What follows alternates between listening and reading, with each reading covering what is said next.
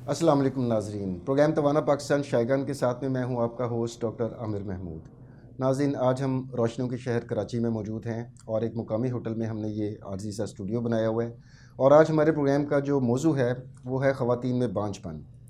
अगर किसी भी वालिदैन से पूछा जाए कि उनकी सबसे बड़ी नेमत क्या ज़िंदगी में हो सकती है, तो ठीक है, अल्लाह ताला ने बेशुमार नेमतें हमें दी हैं, जिसमें अच्छा घर, खाना पीना, घर के ऊपर आपके छत, पैसा, गाड़ी, ये सारी नेमतों में शुमार होती हैं। लेकिन अगर सबसे बड़ी की बात की जाए तो औलाद ही होती है।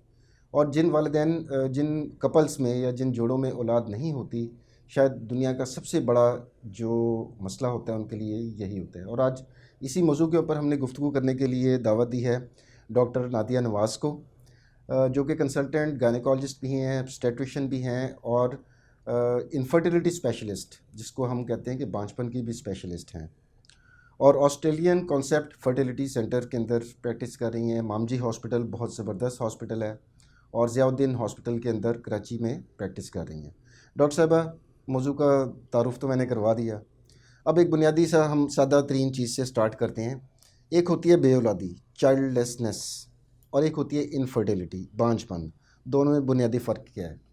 जी, पहले तो thank you so much doctor Aamir अपने शो पे इनवाइट करने के लिए। और उम्मीद है कि हमारे आज इस प्रोग्राम से बहुत सारे कपल्स मुफीद होंगे, बहुत एग्जैक्टली। सारी मिथ्स डिबंक यस, होंगी, ये बहुत बड़ा ताकि ऑब्जेक्टिव लोगों है। को जो है अवेयरनेस मिले गलतफहमियाँ कि दूर एग्जैक्टली हों। कि इनफर्टिलिटी के सिलसिला कैसे होता है और कैसे मैनेज होता है। आपने जो मुझसे क्वेश्चन किया, तो बेसिकली इनफर्टिलिटी एक मेडिकल टर्म है। यानी कि कंसीव स्ट्रगल करने के बावजूद कंसीव ना हो पाना, तो वो एक मेडिकल टर्म है। और चाइल्डलेसनेस ऑल्दो इसके साथ रिलेटेड है, लेकिन वो थोड़ी सी एक लेम लिटरेरी टर्म टर्म है। है। एग्जैक्टली वो कनेक्टेड ज़रूर हैं, लेकिन आप बाय चॉइस भी चाइल्डलेसनेस हो सकते हैं सोशल रीजंस की वजह से। But if medical some problem is there और कोई कपल स्ट्रगल कर रहा है, तो उसको फिर हम इनफर्टिलिटी लेबल करते हैं। अच्छा डॉक्टर नादिया, हमारा अगर सोसाइटी को या माशरे को देखा जाए तो बहुत ज़्यादा टैबूज़, बहुत ज़्यादा जिसे कहते हैं कि अजीब अजीब तरह की चीज़ें लोगों के जहनों में होती हैं, इवन पढ़े लिखे लोगों में भी, कि अगर एक कपल है, जिस बे औलाद कपल है, तो खुदा ना खास्ता, तो उसमें ज़्यादातर इल्ज़ाम हमारे माशरे में देखा जाता है कि उसके ख़वातीन, उसके जो घर वाले हैं, इवन कि अपने घर वाले भी लड़की के, वो समझते हैं कि शायद खातून में कोई मसला है।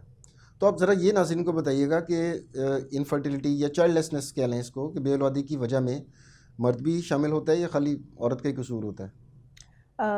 डॉक्टर आमिर, बहुत अच्छा हुआ आपने क्वेश्चन रेस किया, क्योंकि अब तक अनफॉर्चुनेटली इतनी पढ़ाई लिखाई के बावजूद, इतने एडवांस माहौल के बावजूद, सो कॉल्ड जेंजी होने के बावजूद, लोगों की मिथ्स अभी तक यही हैं कि शायद फीमेल्स ही इन्वॉल्व रहती हैं। एग्जैक्टली। और यही वजह है कि हमारे पास अक्सर कपल्स आते हैं जिसमें फ़ीमेल पे टेस्ट हो रहे होते हैं, मेडिकेशंस हो रही होती हैं, एंड फाइनली जब हम और मेल की बेसिक टेस्टिंग मेल की नहीं की हुई और नहीं प्रॉब्लम हुई है ही वहाँ होती। पर। एग्जैक्टली, और वो थोड़े रिलक्टेंट भी होते हैं टेस्टिंग के लिए, कि बज़ाहिर असल हम में वो बिल्कुल ठीक ईगो हैं। और वो बड़ा मैसोचिज्म हाँ, और वो चीज़ें भी आ अब थोड़ी जाती हैं मेल ना। डोमिनेंट सोसाइटी है, तो वो एग्जैक्टली। उस हिसाब से भी इस तरह होता है। बट बिलीव मी, जब हम फिर उनकी टेस्टिंग कराते हैं तो जी पता चलता है इतने सारे साल जो पैसे ज़ाय किए, जो सारी ट्रीटमेंट्स हुई थी, प्रॉब्लम हतमी कहीं और है।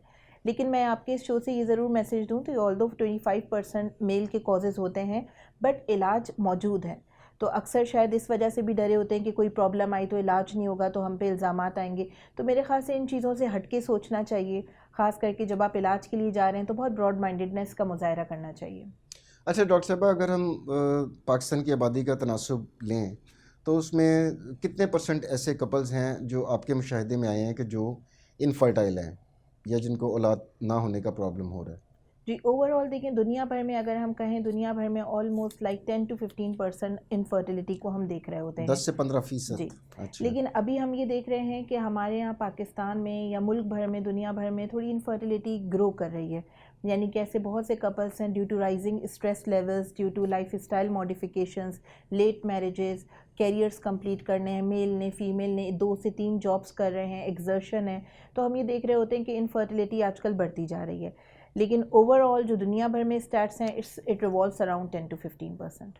और उसमें डॉक्टर साहब ये जो हमारे, क्योंकि मैं इस पे दर्जनों प्रोग्राम कर चुका हूँ, कि जो कार्डियक डिजीज़ हैं, ओबेसिटी, मोटापा हो गया, शुगर हो गई, ये भी यंगर एज ग्रुप में बहुत ज़्यादा होता बहुत जा रहा है। ज़्यादा। और ओवरऑल हमारी पूरी आबादी भी बहुत ज़्यादा तेज़ी से इन तीनों की जानिब बढ़ रही है। बिल्कुल तो ऐसा क्या ही है। ये तीनों चीज़ें भी कंट्रीब्यूट कर रही हैं सम हाउ टुवर्ड्स बिल्कुल डेफिनेटली, इनफर्टिलिटी? बिकॉज सारी की सारी fall under the umbrella of lifestyle changes ही करती है। जो हमारी लाइफ स्टाइल है वो बड़ा डिफरेंट ड्रास्टिक उसमें चेंजेस आए हैं।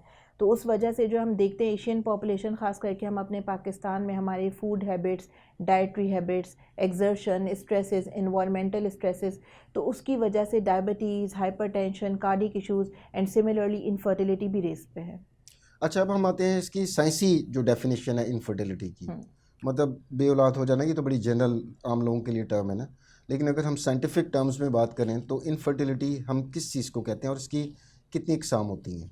जी बिल्कुल। इनफर्टिलिटी बेसिकली अगर कोई यंग लो रिस्क कपल है, उनकी शादी हुई है, they are trying for 1 year, लेकिन साल भर से ज़्यादा टाइम हो चुका है but they are unable to conceive, तो वो strongly under the definition of infertility आ जाएंगे। यानी कि साल भर से कोई कपल रेगुलरली ट्राई कर रहा है but they are not conceiving. But ये डेफिनेशन थोड़ा सा चेंज होती है अगर कपल थोड़ा एल्डरली हो। फॉर एग्जांपल, अगर किसी फीमेल की एज 35 हो, किसी मेल की एज 40 हो, तो उनके लिए साल भर का वेट करना अक्लमंदी नहीं है।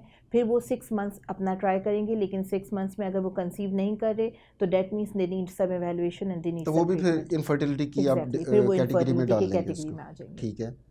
और डॉक्टर साहब, इस तरह भी होता है कि एक कपल है जिसका एक बच्चा हो गया और फॉर एग्जांपल उन्होंने इलेक्टिवली उन्होंने गैप दिया कि चलें जी नेक्स्ट, जिस तरह कैंपेन भी चल रही है फैमिली प्लानिंग की, उसके ऊपर अमल करते हुए कि चलें जी गैप दे लेते हैं 2-3 साल का, उसके बाद खातून नहीं कंसीव कर पा रही हैं, वो इनफर्टिलिटी की कौन सी किस्म होगी? अब उसमें एक दफ़ा देखें, एक दफ़ा वो सक्सेसफुली कंसीव कर चुकी हैं और उसका आउटकम भी पॉजिटिव था, सक्सेसफुल था, एक बच्चा जो है उनका हो गया हुआ है पैदा, अब आगे नहीं, दोबारा नहीं हो रहा। तो डॉक्टर आमिर, एक्चुअली हम ब्रॉडली इनफर्टिलिटी को 2 अक़साम में डिवाइड कर रहे होते हैं। एक प्राइमरी इनफर्टिलिटी होती है, यानी कि कोई कपल शुरू से ही शादी हुई है और उन्होंने एक दफ़ा भी कंसीविंग नहीं हुई है, तो उसको हम प्राइमरी इनफर्टिलिटी वो प्राइमरी होगी। यस।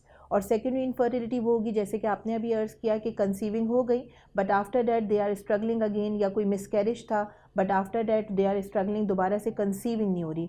तो नॉट नेसेसरीली कि एक पूरी प्रेगनेंसी एक मिसकैरेज भी मिसकैरेज भी अगर हुआ हुआ है तो हम उससे प्राइमरी नहीं कहेंगे, सेकेंडरी हम कहेंगे कि सेकेंडरी है। इसकी कोई वजूहात भी हो सकती हैं जी, दोनों की वजूहात होंगी, लेकिन डिफरेंट उसमें कॉजेज होंगी।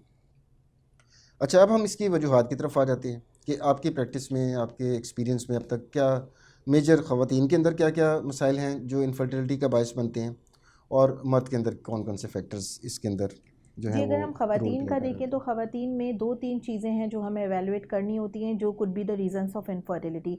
सबसे पहले हम ये देखते हैं कि एग बन रहा है कि नहीं, ओवुलेशन हो रही है कि नहीं। डिफरेंट बीमारियां हैं जो ओवुलेशन को हिंडर कर सकती हैं। थायराइड का इशू हुआ, पॉलीसिस्टिक ओवरीज हो गई, एंडोमेट्रियोसिस हो गई। अगर ओवुलेशन अच्छी है तो फिर हम देखते हैं दूसरा कि कोई ट्यूबल कॉज तो नहीं है, यानी कि जो पूरा रास्ता है जहाँ से एग ने स्पर्म के साथ मीटअप करना है, ओवरी से जो यूट्रस के अंदर आना है, वो उन जो ट्यूब्स के जरिए हैं। और ये 2 ट्यूब्स होती हैं डॉक्टर साहब? बिल्कुल 2 ट्यूब्स होती हैं जिनको हम अपनी ज़बान में फैलोपियन ट्यूब्स कहते हैं। उनका कोई ब्लॉकेट तो नहीं, उनका कोई डिजीज़ तो नहीं, तो उसका एक डिफरेंट टेस्ट होता है। यूट्रस की कोई एबनॉर्मेलिटीज़ तो नहीं, फाइब्रॉइड्स, कोई रसोल या यूट्रस की शेप कोई डिफरेंट तो नहीं, तो इन चीज़ों का टेस्ट होता है। और सिमिलरली अगर हम जो हैं कोई इन्फेक्शंस चल रही हों तो उसकी वजह से भी ये प्रॉब्लम्स कॉज हो सकते हैं। अगर हम मेल की तरफ आएँ तो मेल में हमें स्पर्म की क्वालिटी, उसकी तादाद वगैरह चेक करनी होती है। तो ये डिफरेंट रीजंस हैं जो कि कॉजेज़ हो सकते हैं इनफर्टिलिटी के। अच्छा डॉक्टर साहब, कम उम्री की शादी हमारे मुल्क में बड़ा एक मामूल की बात है, ख़ास तौर पर जो हमारे मज़ाफ़ाती इलाके हैं वहाँ पर ऐसा भी हो रहा है कि 14-15 साल की उम्र में ही वहाँ पर बच्ची की शादी कर दी जाती है। तो as an expert do you think कि अगर इस तरह का केस हो गया, चलें अब शादी हो गई है, तो उसको फौरी तौर पर प्रेगनेंसी कर लेनी चाहिए, कंसीव करने का फ़ैसला करना चाहिए या थोड़ा सा वेट करना चाहिए? आइडियली वेट करना चाहिए, बिकॉज जो टीन मैरिजेस होती हैं, जो टीन प्रेगनेंसीज होती हैं, वो ओवरऑल बहुत रिस्की होती हैं। ये देखा गया है कि टीन्स में और ओवर एजेस में, जो एक्सट्रीम्स ऑफ एजेस हैं रिप्रोडक्टिव एज की, उसमें आपको इनफर्टिलिटी कॉमन नज़र आएगी, क्योंकि ये वाला वो एज ग्रुप होता है टीन का जो न्यूट्रिशनल डेफिशिएंट होता है, जिनको इतनी अकल नहीं होती, खाना पीना, क्योंकि वो अभी मेंटल और फिजिकल ग्रोथ अभी कंप्लीट नहीं हुई होती, बचपन से भी निकले नहीं होते, उनकी वो खुराक नहीं होती, तो वो ओवुलेशन नहीं हो पा रही होती। और अल्लाह ताला की कुदरत भी ऐसी है कि टीन्स में ओवुलेशन थोड़ा सा प्रॉब्लम करती है, इसीलिए ये भी शायद अल्लाह ताला ने कोई मैकेनिज्म रखा हो कि कहीं ऐसा ना हो कि लोग इस तरफ ज़्यादा राग़िब हो जाएं। और लेकिन अनफॉर्चुनेटली डॉक्टर आमिर, उसका भी इतना एक्सट्रीम और एग्रेसिव इलाज किया जाता है। बेचारी नन्ही मुन्नी लड़कियां होती हैं, एज इतनी होती नहीं है, लेकिन बहुत एग्रेसिव उस बेचारी के खेलने कूदने के दिन है और अभी से इतनी बड़ी जिम्मेदारी के अंदर उसको डाल दिया जाता है। तो आपकी रिकमेंडेशन एज एन एक्सपर्ट ये है कि they should wait until at least किस साल तक, कितने साल की उम्र तक? At least to 18 to 19 years, 18 to 19 यानी ईयर्स। कि आप टीन के बिल्कुल एज क्रॉस कर लें, because tin pregnancies overall risky होती हैं और इसमें अगर प्रेगनेंसीज ठहर हो भी भी जाए जाए तो इसके अंदर बाद में कॉम्प्लिकेशन होगी। मॉर्टेलिटी मॉर्बिडिटीज़ ज़्यादा होती हैं, क्योंकि वो यंग बच्चियाँ होती हैं, उनमें ब्लड प्रेशर्स रेज हो जाते हैं, उनमें खून की कमियाँ ज़्यादा होती हैं, तो ये चीज़ें बड़ी देखने को आती हैं। तो अगर टीन मैरिजेस हो भी रहे हैं, they should have a proper gapping, उस गैप के बाद फिर वो अपना प्रेगनेंसी प्लान कर लें 18-19 की एज पे। अच्छा, फर्टिलिटी के हवाले से आइडियल जो एज है पाकिस्तान के अंदर, वो ख़वातीन की कितनी होनी चाहिए आपके राय में? आइडियल एज, रिप्रोडक्टिव एज तो अगर हम देखें तो वो it starts with the menstruation, 15 year से लेके वो तो 40 15 to साल से 45। टेक्निकली हाँ शुरू हो गई ना, एग्जैक्टली, कि वो पूरी जब माहवारी रिप्रोडक्टिव एज है, स्टार्ट हो गई, वो पूरी और जब तक रिप्रोडक्टिव एज ख़त्म नहीं होती है। हुई, जिसे हम मेनोपॉज कहते हैं। But it's better to complete your family before 37-38, आप फैमिली कंप्लीट कर लें तो बेहतर है। और जो आइडियल एजेस होती हैं वो विद इन द 20s होती हैं, 28-30s तक, 21 से लेके 28, ये आइडियल एज होती है, क्योंकि इसमें कंसीविंग में मेजॉरिटी इश्यूज़ नहीं आते, प्रेगनेंसी के प्रॉब्लम्स कॉम्प्लिकेशंस मिनिमम देखने को आती हैं, तो these are the ideal ages for women.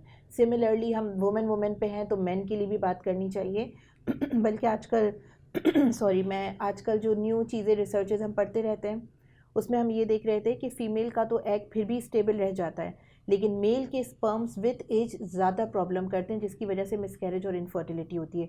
तो मेल्स की भी एक एज होती है, like before 40 they should complete their families, okay. और 45 के बाद उनकी प्रॉब्लम्स ज़्यादा स्टार्ट हुई हुई होती हैं।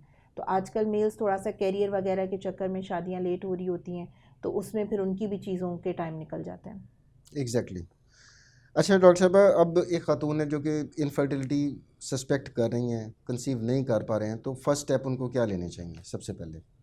अगर देखिए डॉक्टर आमिर, अगर उनको साल भर हो गया है, लो रिस्क है, यानी कि साइकिल रेगुलर है, कोई डायबिटीज़, हाइपरटेंशन, शुगर नहीं है, साल भर हो गया है, तो ideally they should visit a proper doctor. Proper doctor का मकसद ये है कि गायनाकोलॉजिस्ट भी डिफरेंट किस्म के होते हैं, प्रेगनेंसीज डील कर रहे होते हैं, कुछ इनफर्टिलिटी स्पेशलिस्ट होते हैं। बेहतर है वो किसी इनफर्टिलिटी स्पेशलिस्ट के पास जाएँ, फिर उनको एक प्रॉपर उनके हस्बैंड का उनका एक एवेल्यूशन, एक कुछ प्रोफाइल टेस्ट का कराया जाता है, जिसके बाद कॉज को आइडेंटिफाई किया जाता है। मेजॉरिटी ऑफ द टाइम कोई कॉज नहीं आ रहा होता है।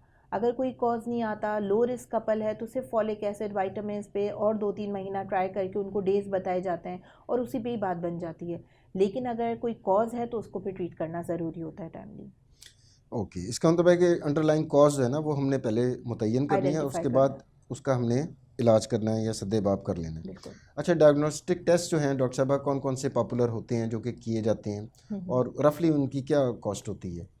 जब हमारे पास कोई कपल आ रहा होता है तो हम उसमें फीमेल्स का एक हार्मोनल प्रोफाइल कराते हैं, उसमें 5-6 टेस्ट हैं, जिसमें थायराइड, इंसुलिन वगैरह, प्रोलैक्टिन, ये चीज़ें चेक की जाती हैं। वो हम पीरियड्स के कुछ स्पेसिफिक डे पे करा रहे होते हैं। थोड़े से वो स्पेशल टेस्ट होते हैं तो उनकी कॉस्टिंग में भी अराउंड 10-11 की आ जाती होगी। उसके बाद हमें एक अल्ट्रासाउंड चाहिए होता है एवेलुएशन के लिए, एक ट्यूबल पेटेंसी टेस्ट चाहिए होता है जिसको हम ये देखते हैं कि ट्यूब्स ओपन हैं कि नहीं, और इसी के साथ ही एक मेल का टेस्ट चाहिए होता है जिसको हम सीमेन एनालिसिस कहते हैं। तो वो हम तजवीज़ करते हैं कि ये तमाम टेस्ट हो जाते हैं, उनकी फिर बुनियाद पे फिर हम कॉज को आइडेंटिफाई करते हैं। अच्छा, फ़र्ज़ किया एक सूरत हाल, एक हाइपोथेटिकल, बल्कि आपके उसमें तो रोज़मर्रा उसमें आती होगी, सीमेन एनालिसिस मेल का हुआ है, फ़र्ज़ करें, और उसी में क्वांटिटी या quality of sperms was not all right, up to the mark नहीं थी, तो क्या फिर फीमेल की इन्वेस्टिगेशन फर्दर आप लोग नहीं करवाते, या नहीं, उसको भी एवेलुएट दोबारा अच्छा हुआ करवाना आपने होता ये है? ज़रूर क्वेश्चन पूछा है, क्योंकि अक्सर ऐसा होता है कि फ़ीमेल की साइकिल इरेगुलर हो तो मेल कहते हैं इसका इलाज करो फिर देखूंगा मैं। तो हम उनको ये बात बताते हैं कि 40% ऑफ द टाइम दोनों मेल फीमेल के इश्यूज़ होते हैं, 40%। इट मीन्स कि सिर्फ फीमेल नहीं, साथ में मेल का इशू चल रहा होता है। तो इसीलिए हम तमाम टेस्ट कराते हैं ताकि हम टाइम ना वेस्ट करें, दोनों का साथ साथ इलाज होगा तो हमें रिजल्ट्स मुस्बत मिलेंगे। अच्छा, इसमें अगर हम एक परसेंटेज निकालना चाहें कि इनफर्टिलिटी 100% है, 100 है, उसमें से कितने परसेंट केसेस में एक्सक्लूसिवली खातून की इन्वॉल्वमेंट है, कोई फिज़िकल प्रॉब्लम है इसको, कितने परसेंट में सिर्फ मर्द की है, और कितने परसेंट ऐसे हैं जिसमें बोथ पार्टनर्स आ जाती हैं? ओवरऑल अगर मैं कहूँ कि 100% में से अगर हम परसेंटेज निकालें तो लाइक 45% फीमेल कॉजेज़ होते ओके। हैं, जिसमें ओवुलेशन के कॉजेज़ हो गए, ट्यूबल ब्लॉकेजेस हो गए, जिसमें इन्फेक्शंस आ गई, जिसमें यूट्रस की एबनॉर्मेलिटीज़ आ गई। 25% प्रॉब्लम्स मेल के हो सकते हैं। तो वी कैन सी अगर 4 कपल इनफर्टाइल हैं तो उनमें से एक अब एक्सक्लूसिवली मेल का 45 प्रॉब्लम और होगा। 25 ये हो जी गए जनाब 70%। जी बिल्कुल। और उसके साथ फिर बाकी के जो 25-30 हैं वो अनएक्सप्लेन्ड होते हैं। अनएक्सप्लेन्ड का मकसद ये कि जो हमारे पास टेस्ट हैं वो एक्चुअली नॉर्मल आ रहे होते हैं लेकिन they are unable to conceive. That doesn't mean कि दे आर एब्सोल्युटली नॉर्मल, लेकिन हमारे पास जो टेस्ट हैं वो कुछ आइडेंटिफाई नहीं कर पा रहे, तो हम उनको अनएक्सप्लेन इनफर्टिलिटी में रख देते हैं।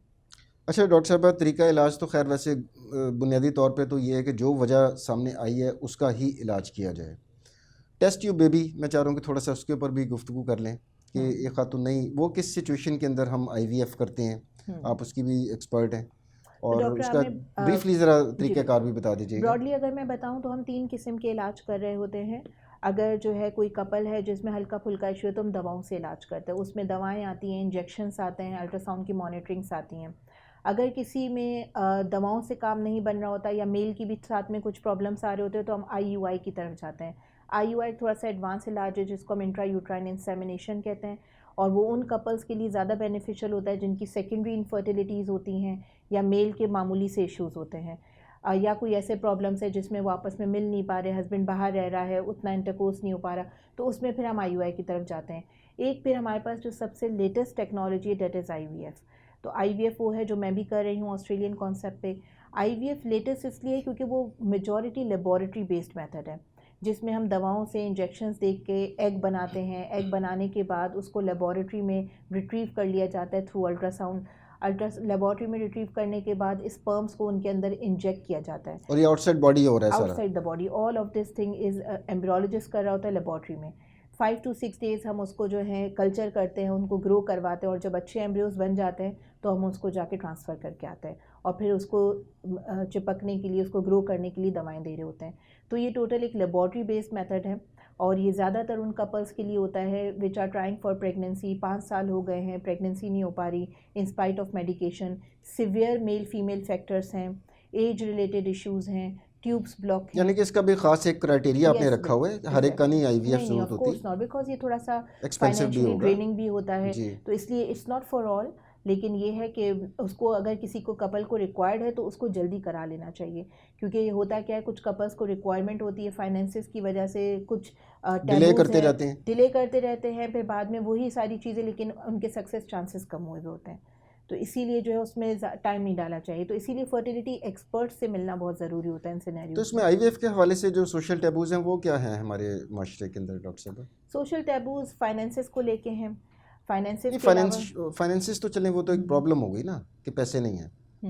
मैं वैसे एक बात कर रहा हूँ कि लोग एक्सेप्टेबिलिटी इसकी लोग कि जी ये क्या जी टेस्ट ट्यूब बेबी ये वो, जी मैं उस तरफ ही आना चाह रहा था। कुछ लोग रिलीजियस बातें करते हैं, कुछ लोग ये बातें करते हैं कि इंटरनेट टिकटॉक्स ये चीज़ें देख के उनके जहनों में ये होता है किसी और का स्पर्म तो नहीं होगा, किसी और का ओवम तो नहीं होगा। तो आज आपके जो है प्लेटफॉर्म से ये मैं बात क्लियर करना चाहती हूँ कि अब तक पाकिस्तान में जो भी हमारे सेंटर्स काम करें, स्पेशली जिस सेंटर से मैं ताल्लुक़ रखती हूँ, एथिकली इस चीज़ को बहुत फॉलो करते हैं, because we all are Muslims, और हम इस चीज़ को देखते हैं कि स्पर्म बहुत ही ज़्यादा जिम्मेदारी वाला काम है। स्पर्म और एग उसी मेल फीमेल का होता है, और अगर उसी मेल फीमेल का है और उसको हम एडवांस तरीके से इलाज कर रहे हैं तो आई थिंक फिर इसमें कोई और टैबू की गुंजाइश नहीं है। तो हमें अक्सर इन चीज़ों को क्लियर करना पड़ता है क्योंकि लोग बहुत कन्फ्यूजन्स के साथ आ रहे होते हैं। उसमें डॉक्टर साहब जो पेशेंट है, पेशेंट से मुराद ये कपल, उसको भी ऑन बोर्ड हर स्टेप पे रखा जाता है so that there I witness कि जनाब ये प्रोसेस हो रहा है, उनकी आंखों के सामने किया जाता है। बिल्कुल उनके ऐसा ही सेटिस्फेक्शन के लिए, इसीलिए हमारी इसके लिए सेंटर ही डिफरेंट है। हमारा जो जहाँ पे मैं बैठती हूँ, इनफर्टिलिटी जो सेंटर्स होते हैं, इसमें सिर्फ इन्हीं पेशेंट्स का इलाज हो रहा होता है ताकि हम उनको टाइम दे सकें, उनको एक एक चीज़ को एक्सप्लेन करना होता है उनको, ताकि वो हमारे साथ इलाज में साथ साथ रहें। ये उनके स्ट्रेस फैक्टर को भी बहुत न्यूट्रलाइज कर रहा होता है, क्योंकि पैटर्निटी इश्यूज़ वगैरह खुदा न खासा बाद में हमारे जैसे मतलब बैकवर्ड सोसाइटी में जहाँ पर तालीम का फुकदान है, लोगों में पढ़े लिखे लोग भी इतने ज़्यादा पढ़े लिखे नहीं होते हम अनफॉर्चुनेटली पाकिस्तान में, तो ये बहुत बड़े इश्यूज़ बन जाते होंगे। इस वजह से मैंने आपसे एक क्वेश्चन पूछा। डॉक्टर नादिया, अब हम प्रोग्राम की इख्तिताम की तरफ बढ़ रहे हैं और बहुत ही मुफीद मालूमात आपने शेयर की, और मैं चाहूँ कि आज के मौजू के मुनासबत से जो हमारी वो बहनें जो प्रोग्राम देख रही हैं, ख़वातीन प्रोग्राम देख रही हैं और बांझपन जैसे मसले से दो चार हैं, उनको टेक होम मैसेज, कोई ऐसा उम्मीद अफसा मैसेज आप क्या देना चाहेंगी प्लीज़? जी बिल्कुल, तो वो तमाम लोग, पहले तो मैं डॉक्टर आमिर का, उनकी टीम का, सबका थैंक्स करना चाहूँगी कि इस इशू को वो सामने लेके आए, क्योंकि बहुत सारे लोग इस इशू से दो चार हैं और अपने लोकल डॉक्टर्स को भी दिखा रहे होते हैं, गायनेकोलॉजिस्ट को भी दिखा रहे होते हैं, लेकिन प्रॉब्लम्स और उनके जहन में सवालात बहुत है, कन्फ्यूजन्स बहुत हैं। तो मेरा जो मैसेज होगा आज उन तमाम अपनी बहनों को, उन तमाम अपने भाइयों को, ख़वातीन को जो हमें फॉलो कर रहे हैं, देख रहे हैं, कि इनफर्टिलिटी एक लाइलाज मर्ज़ नहीं है, लेकिन उसकी सही तशख़ीस करना ज़रूरी है। जैसा हमने अपने प्रोग्राम में आपको बताया कि अगर साल भर हो गया है and you are unable to conceive, या फिर आपको ऑलरेडी कोई थायराइड वगैरह पीसीओ का प्रॉब्लम है और आपकी शादी को 6 महीने हो चुके, नहीं कंसीविंग हो पा रही, साइकिल रेगुलर नहीं है, तो आपको प्रॉपर फर्टिलिटी एक्सपर्ट को मिलना चाहिए। क्योंकि अगर प्रॉब्लम की तशख़ीस होगी, हस्बैंड के आपके टेस्ट कराए जाएंगे, तभी प्रॉपर इलाज होगा। वरना ब्लाइंडली आप दवाएं देंगे तो वो दवाएं काफ़ी साइड इफ़ेक्ट्स के साथ आती हैं और वो दवाएं लेके आप बहुत स्ट्रेस आउट हो जाते हो। तो बेहतर ये है कि प्रॉपर एक कंसल्टेंट से मशवरा करना चाहिए, उसको तशख़ीस करके उसका प्रॉपर इलाज करना चाहिए। थैंक यू सो मच, अपना बहुत सारा ख्याल रखें। Over to you doctor.